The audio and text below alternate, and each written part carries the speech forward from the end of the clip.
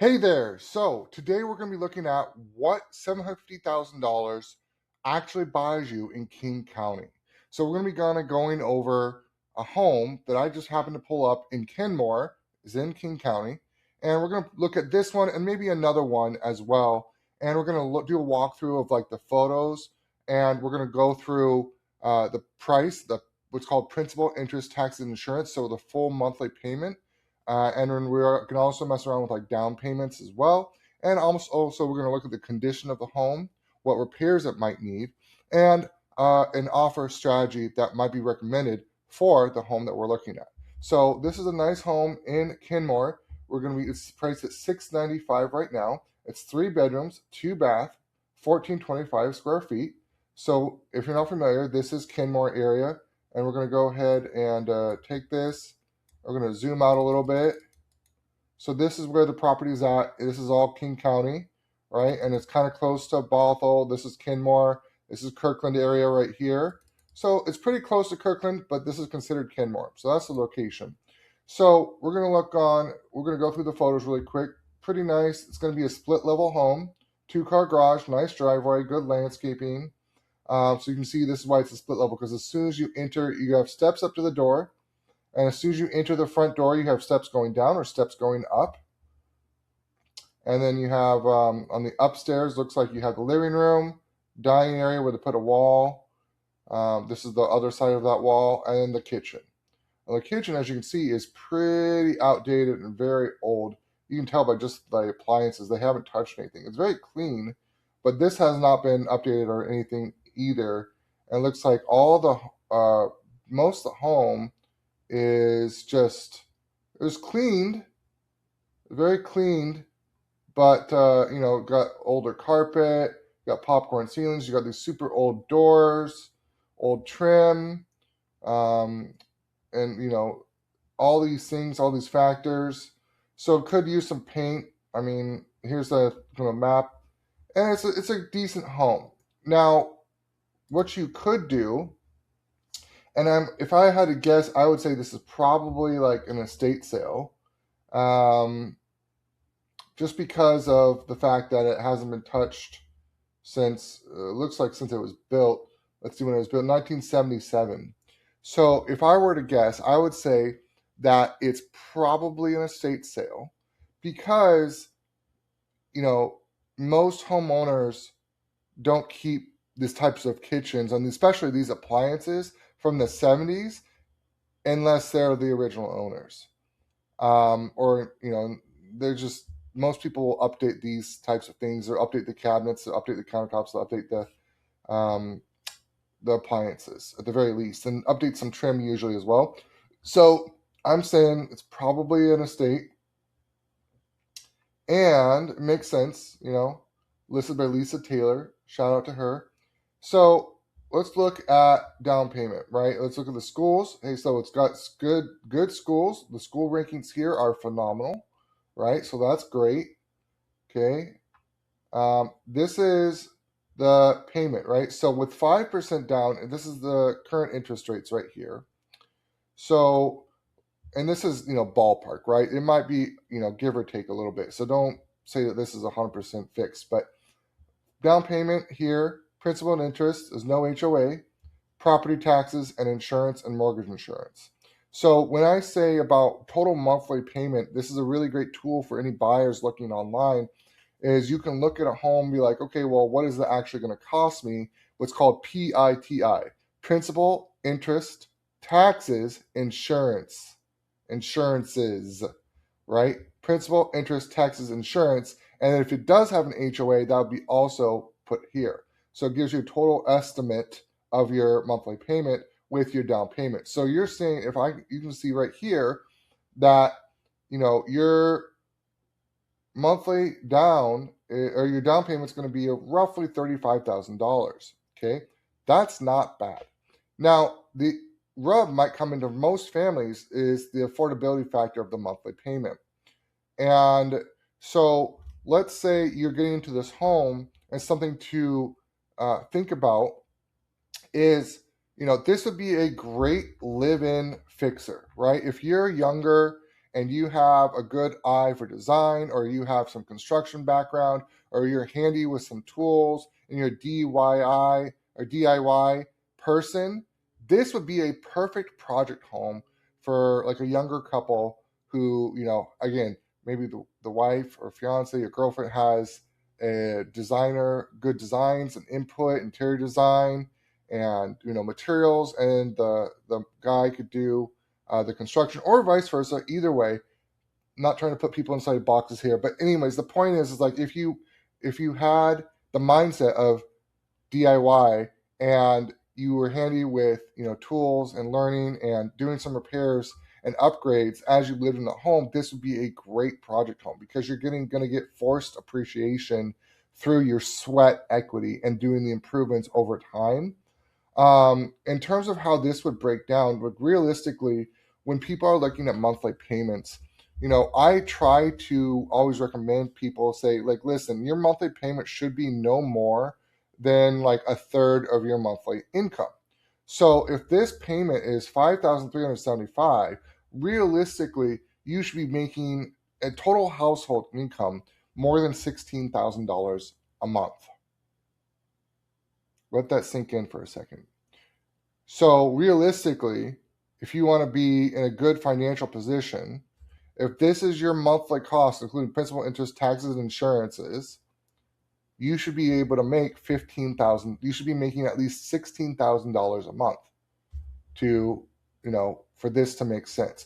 Now, ideally, you'd be wanting to be making closer to $20,000 a month of total gross household income would make this payment a little bit more than a fourth of your income, and put you up in a really strong position for all of your other bills, all of your expenses, emergency funds, and then still have leftovers for investing into whatever you want: crypto, gold, art, stocks, whatever, or saving, or putting money into home repairs, right? If you could put even $2,000 or $3,000 a month into a savings account for home repairs, you'd be able to get through the projects pretty quickly, because they are expensive, construction expensive. So that's this home. Kind of go through the property details. Let's see how long it's been on the market. I'll go through this slowly so you can actually read it. You can always pause the video as well.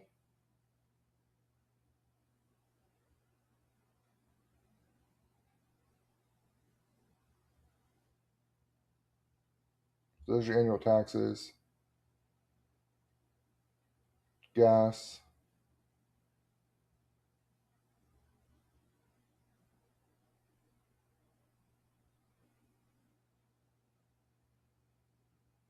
So it's only been on the market a short time. They have an offer review date on June 3rd.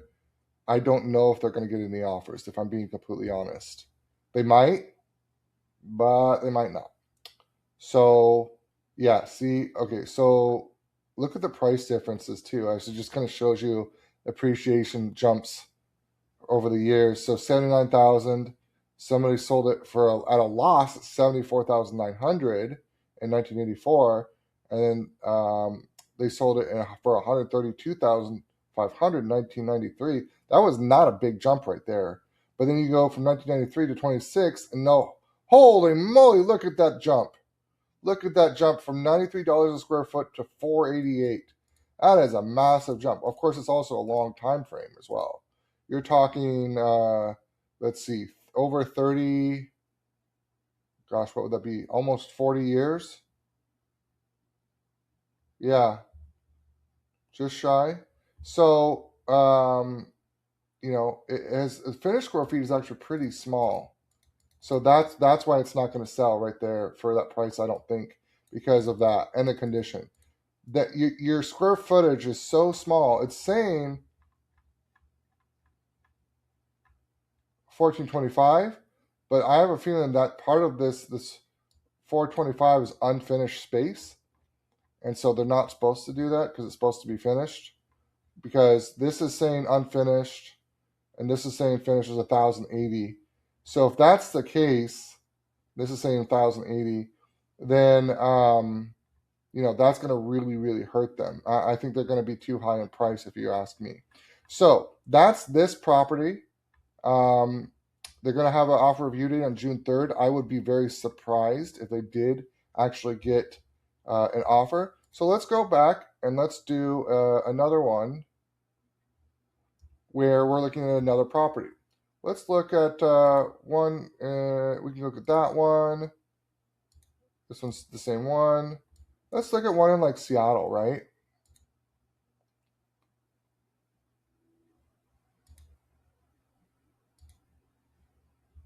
So this one is in Seattle. And let's take a look at it. So this one is obviously a little bit older, or maybe about the same age, but a little bit looks like it'd be a little bit older. And it's listed at 660. It's 3 bedroom, 2 bath, 1,280 square feet. But as you can see, the location is more central Seattle. So let's go through the photos really quick. Outside looks pretty good condition. You got dig out wells for ingress, egress, and then you got it looks like an electric little heater, and then this super tiny, like, it's nice, but it's super tiny kitchen, like a bench area here. This is super tiny. Like, look, that's gonna open and hit that. That's gonna open and block your walkway there. This is a really poorly designed kitchen. Um, and yes, in Seattle, you want to be mindful of space, but this is a very poor kitchen design. Whoever designed this needed to push this out another foot or so, foot and a half, so that way you have space to actually open the oven door, to open the refrigerator door, and potentially does the dishwasher. So what's that showing right there is that's a cross door. So it's not like you do it anyways, but you don't want to have your oven door slamming into your dishwasher door and vice versa, and you don't want to have refrigerator door blocking your walkway, where it's just, again, it's just poor design. um Looks like they had like some original hardwood floors, so that's good. They can be awesome, but it looks like they need a little bit of a touch up in there. Some sanding and a clear coat would be fine. Looks like they replaced some carpet, new paint, new trim. um I don't like these little sinks that they have. It's pretty common in Seattle because they're really cheap. So are these. So is this. So it looks like they updated some stuff. That's original tile, looks like, but they went really cheap. I don't know if this is a really cheap investor. Like, this carpet is new, but it's terrible. It's really cheap. This is just really poor. Like, this this sucks. In my personal opinion, sorry. If this is your listing, I apologize, but it's not a great home. Um, so let's look at another one. Let's go back. Let's see if we can find something else. It's a townhome.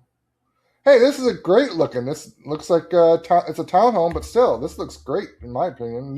Looks like new construction almost. 2014. Okay, so it's not new construction.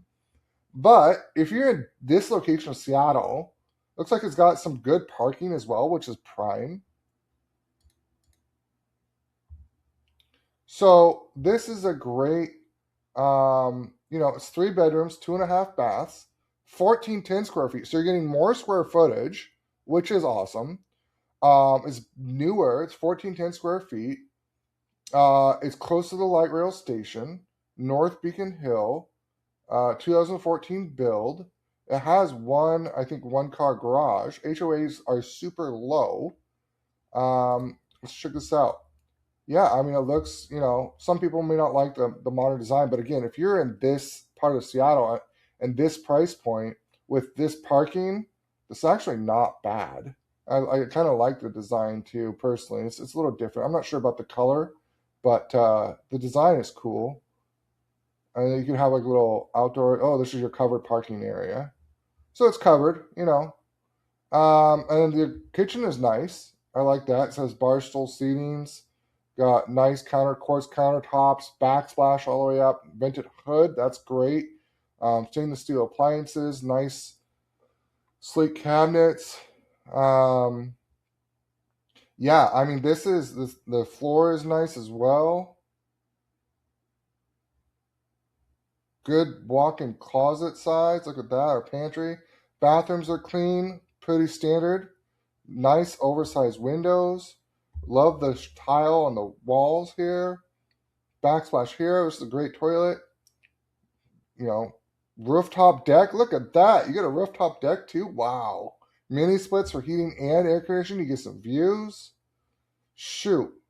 See, now, if I'm a buyer, granted, the cost is a little bit more, but not too much more.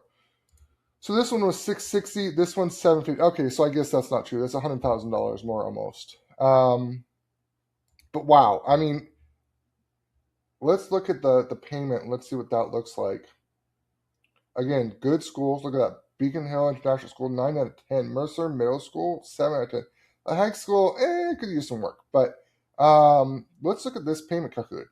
Okay, so again, with the same down payment, even with this price at the same rate, your monthly payment calculator is not that much different. $5,765.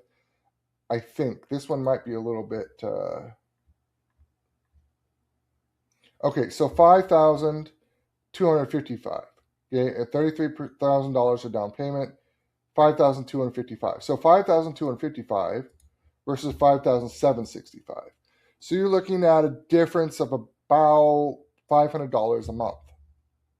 So $500 a month can get you from that home, which was, let's be honest, terrible, to get you in a prime location. Like, look at this location, man. It's a great location. You're right there. Your short Uber bike ride by lumber stores, food, light rails, I-90, right? So prime location, Beacon Hill light rail, very walkable, very bikeable, good transit, wellness amenities, whatever you want to call that. How they calculate that, I don't know. And this is your all-in payment. So the only thing that's not included here is utilities. But again, if I'm a home buyer, I'm going to be taking this if I can. Like, if I get approved for this, if I get approved for this price point, and maybe I negotiate it. This one's been on market for, let's see, since April 30th. Okay, so a while. It's been on market for a while. So, I would 29 days, right? So I would say, listen, like, let's do something here. Let's negotiate on maybe not even the price. Maybe let's negotiate some seller credits here. And let's do something where we can actually get this rate down to here, 30-year fixed. And look at that. That $500 payment, boom, gone. Gone.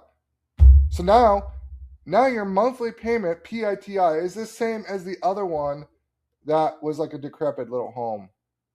And all you got to do is you got to get, like, let's say you ask for like $20,000 in seller credits, and that would get you a rate buy down to cover that gap. If you got $20,000, I don't know the exact number, but that's just a rough estimate of seller credits, that would be able to get you your rate down much lower. And now you got to close that gap. Now, I would still recommend, if you're going to buy this home with this payment and you're only going to put 5% down, I would recommend having an income of around $15,000, $16,000 a month and not a lot of debts. Now, if you can put 10% down, which is that amount, or 11%, sorry, let's do 10. It's $75,000. Now your payment's $5,000 a month. It doesn't move the needle that much. It moves it $240, right? So, okay. But then if you put 20% down, now that, or let's do 15% down. Okay, that's another almost $200. Okay, we're getting close. So now if we do 20%, all of a sudden, boom, big drop, because what happens? The mortgage insurance drops off. Now it's $150,000 for your down payment. That is a chunk of change. I am not gonna lie. However, so it's $150,000. However, your mortgage now is $4,207. So now, your income, household income, If it's $13,000, then that puts you in a good decision. You're in a good place if your household income is $13,000. Now, even if you're not crazy successful, if you have dual income, you both should be making $6,000 a month, maybe $7,000 a month. That puts you at $14,000 total for household income. And then that puts you in the ability to buy this and be comfortable financially for this home. Look at that. Again, you don't have to put 20% down, but I mean, look at that. Again, and so if you do the math, let's see. If you do, let's say each person is making $7,000 a month, which is achievable, because $7,000 a month is $84,000 a year. In Seattle, this is not unrealistic, okay? So let's say $7,000 a month. This is a realistic number, I feel. $7,000 a month times, so that's $84,000. So each person would be making $84,000. I feel like that's fairly realistic for Seattle. If you're, in your mid to late 30s and you've been at your career, your job for a while, I think that's definitely a possibility. So, but this is the kind of the income that I would recommend. This is the payment. Again, you don't have to do the 20% down, but it does save you. Like if we do just for example, let's do like 19%. Look at that. It's still $380. Look at that. 46. So that's 142. This is like the worst decision from somebody from financially.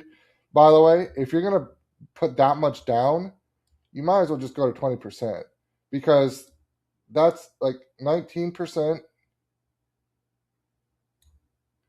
This is another $380, and then you go to 20%, and that disappears. Now, again, if you're going to put 10% down, then that's all you can do, and that's all you can do, right? But you are going to have that as part of your payment, and that's going to raise your total monthly cost up significantly. So that is a full breakdown of what types of homes you could buy, remodeling and conditions as well, cost remodeling, and payment calculations, looking at neighborhoods, looking at locations, looking at types of homes, looking at interiors, and what you can buy for less than $750,000 in King County in the greater Seattle market. Hope you guys enjoyed.